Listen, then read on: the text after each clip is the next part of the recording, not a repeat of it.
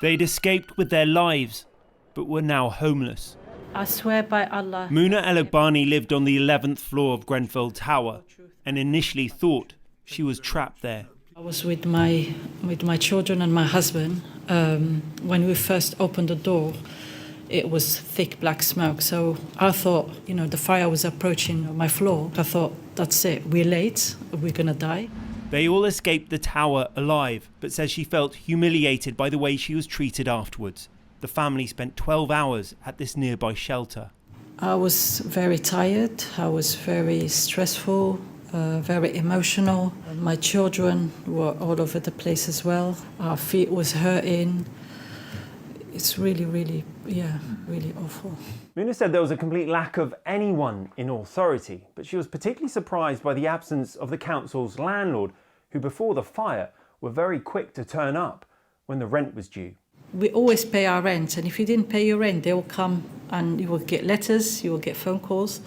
But, on the day of when it happened, no one has turned up. So where is the duty of care? We didn't know how to seek help. We didn't know what will happen next. It was just questions mark. This isn't a charity film.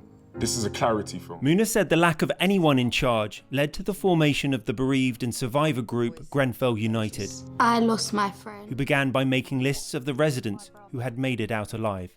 The inquiry also heard from people who lived in the neighbouring blocks to Grenfell. Despite being evacuated from their homes and inside the police cordon, some were initially denied access to rescue centres because they weren't from the tower. The plight of Grenfell's hotel children was also discussed. They spent long months living in unsuitable accommodation. Nobody's taken into consideration the children or what they've been through. Nobody looked at their needs. Sorry. It's okay. They were trying to cope with death of friends and family. They were just completely ignored. And I don't know how damaging that's going to be to any children, especially my own.